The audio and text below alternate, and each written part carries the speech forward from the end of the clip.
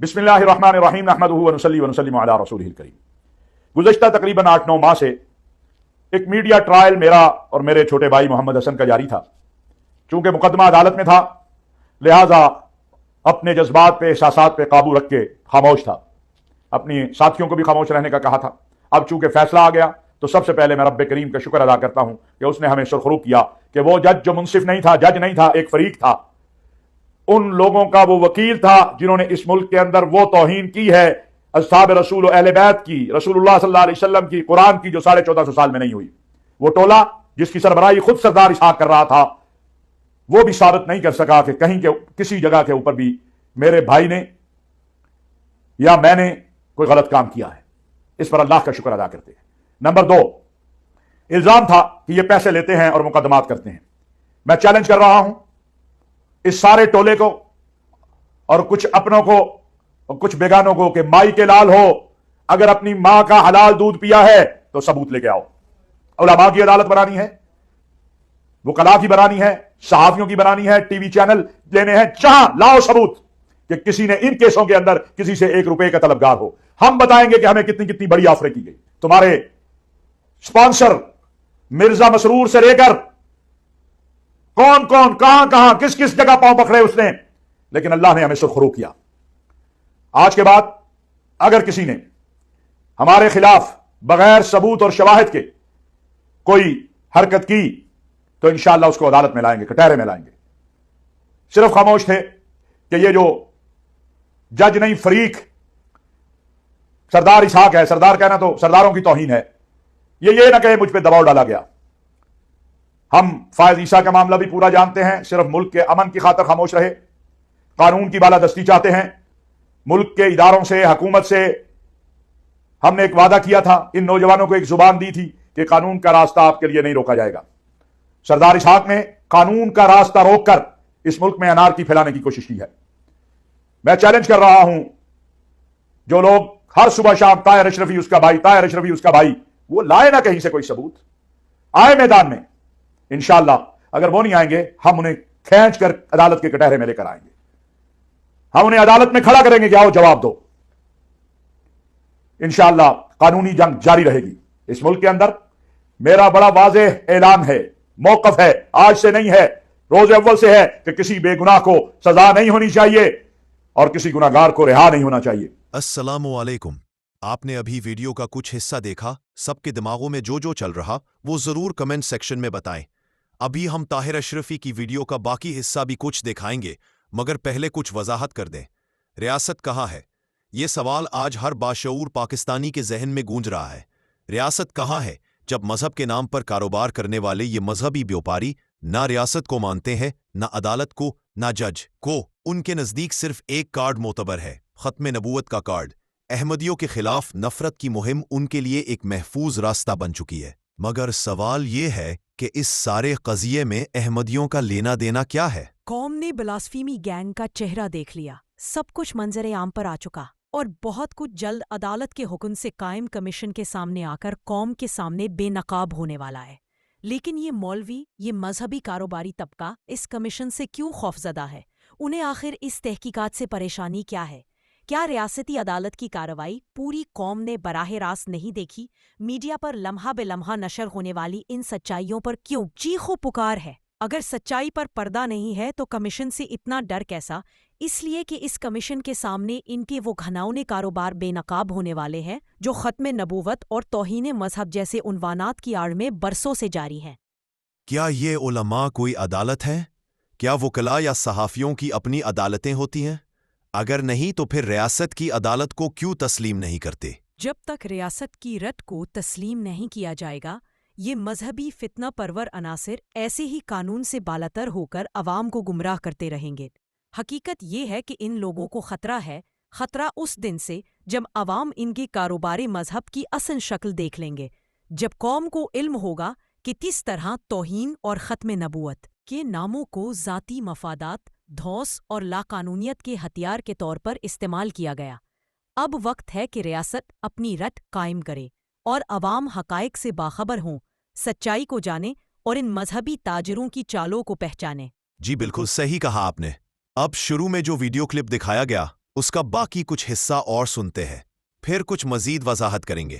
اگر کسی نے کسی پر توہین کا غلط مقدمہ درج کیا ہے اس کو اس مقدمے کے اندر گرفتار کیا جائے، لیکن جو جائز ہے، اگر کوئی سمجھتا ہے ان ناسوروں کے لیے یہاں راستہ ہموار کرے گا تو وہ بھول جائے۔ 1450 سال کی تاریخ میں ایسی توہین نہیں ہوئی جو ان مکروہ لوگوں نے کی ہے۔ ہمارے پاس بڑا آسان راستہ ہے، لیکن وہ ہم اختیار کبھی نہیں کریں گے۔ ہم ان مقدمات کو سوشل میڈیا پر ڈال دیں، اس توہین کو سوشل میڈیا پر ڈال دیں اور لوگ خود فیصلہ کر لیں، لیکن ہم کبھی بھی ایسا نہیں کریں گے۔ ہم قانون کا راستہ اختیار کریں گے، آخری حد تک قانون کے پاس جائیں گے۔ محترم جناب چیف جسٹس آف پاکستان، محترم جناب چیف جسٹس اسلام آباد ہائی کورٹ، آپ کی ذمہ داری ہے کہ اس فیصلے کو جو سردار اسحاق نے دیکھا ہے اس کو دیکھیں اور میرٹ کے اوپر اس فیصلے کے اوپر فیصلہ دیں۔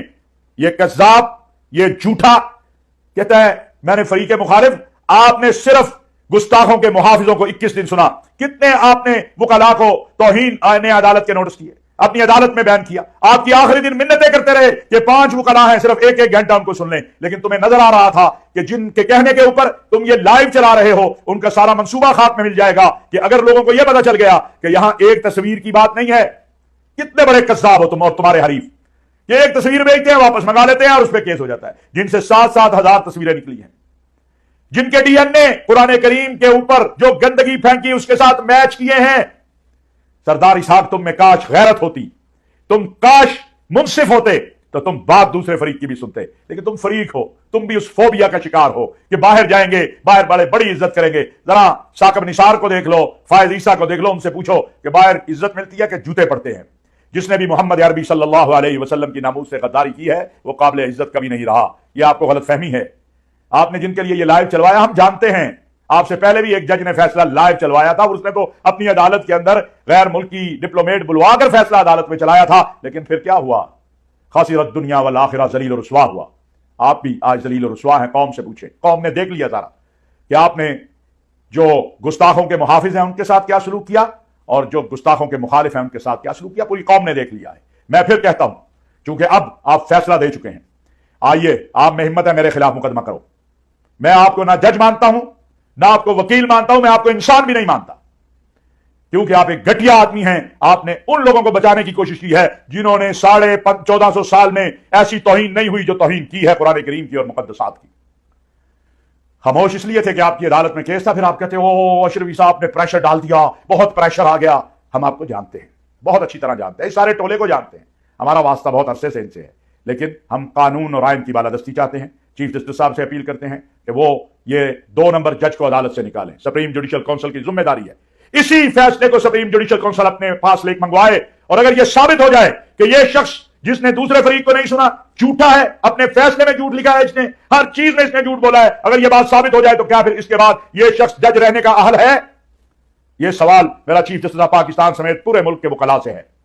میں وکلاء رہنماؤں سے کہنا چاہتا ہوں اس فیصلے کو پڑھیں، اس کا اپنا فیصلہ بتاتا ہے یہ فیصلہ عدل و انصاف پہ نہیں کسی اور چیز پہ لکھا گیا ہے، اور وہ جو باہر بیٹھے ہیں اور جو ملک کے اندر بیٹھے ہیں، جو اس ملک کے غداروں کے سرپرست بنے ہوئے ہیں، جو اس ملک کے فوج اور سلامتی کے اداروں کے خلاف باہر بیٹھ کے مہمیں چلا رہے ہیں، ہم جانتے ہیں کہ عقیدہ ختم نبوت نے اس ملک کو جوڑا ہوا ہے۔ جو تکلیف ہے وہ ہمیں پتہ ہے، لیکن عقیدہ ختم نبوت کی، ناموس رسالت کی، اصحاب رسول و اہل بیت کی عظمت و صداقت کی، پاکستان کی یہ جو لڑائی ہے یہ ہم آئین اور قانون کے دائرے میں لڑتے رہیں گے۔ وما علینا الا البلاغ المبین۔ آپ نے بھی محسوس کیا ہوگا کہ جوں جوں بلاسفمی بزنس گروپ کی حرکتوں کے خلاف ایک رائے عامہ بنتی جا رہی ہے، مولوی حضرات اور مذہبی ذہن رکھنے والے پریشان ہوتے جا رہے ہیں۔ ان کو تو اس سے ہی بہت تکلیف تھی کہ ہائی کورٹ کی کارروائی ٹی وی پر کھلے عام کیوں دکھائی جا رہی ہے۔ اب ان کو یہ فکر ہے کہ اگر کمیشن کی کارروائی بھی کھلے عام ٹی وی کے سامنے ہوئی تو اس سے ان کے مفادات کو نقصان پہنچے گا، اور مذہب کی جو شکل انہوں نے سینکڑوں برسوں میں بنائی ہے اس پر لاجک، عقل و فہم پر مبنی سوالات ہی نہیں، خود قرآن میں تحریر کردہ قوانین کی اصل وجہ سامنے آنے سے فرقہ پرست علماء کی دکانداری دیوالیہ ہو سکتی ہے۔ جی بالکل صحیح۔ فی وقت تو ان قوانین پر جذباتی سائے کی وجہ سے کوئی کھل کے بولتا نہیں، اور ہلکی سی تنقید یا سوال بھی اٹھ جائے تو بات دلیل جواب نہ ہونے کی وجہ سے فوری مرتد، قادیانی، ملحد اور کافر کہہ کے بلاسفیمی کا الزام ان کا ہتھیار ہے۔ یہ ہتھیار اگر کند ہو گیا تو ان کی ساری طاقت اور نیوسنس ویلیو ہی ختم ہو جائے گی۔ اب جس طرح غوث پاک اور دیگر ولیوں کے نام نہاد معجزوں کا مزاحیہ انداز میں ذکر ہوتا ہے، دیگر غیر اسلامی اور غیر قرآنی عمل بھی تنقید کے دائرے میں آئیں گے۔ ان کو لگتا ہے کہ اگر عوام الناس نے الزامات کو شک و شبہ سے دیکھنا شروع کر دیا تو ان کی یہ خواہش کہ مذہبی معاملات میں عوام بھیڑ بکریوں کی طرح ان کے اشارے پر چلے، ایک جذباتیت کی فضا قائم رہے جس کا وہ جائز و ناجائز فائدہ اٹھاتے رہے، نیز تو نابود ہو جائے گی۔ جی بالکل صحیح۔ اس پر ہمارے ناظرین ضرور کامنٹ سیکشن میں اپنی آواز بلند کریں، ویڈیو کو شیئر لازمی کریں، مزید نئی اپڈیٹ کے لیے چینل کو سبسکرائب اور لائک بھی کر دیں۔ یوٹیوب چینل میسج آف اسلام۔ ہم تو رکھتے ہیں مسلمانوں کا دین، دل سے ہے خدا میں ختم المرسلین۔ ہم تو رکھتے ہیں مسلمانوں کا دین، دل سے ہے خدا میں ختم المرسلین۔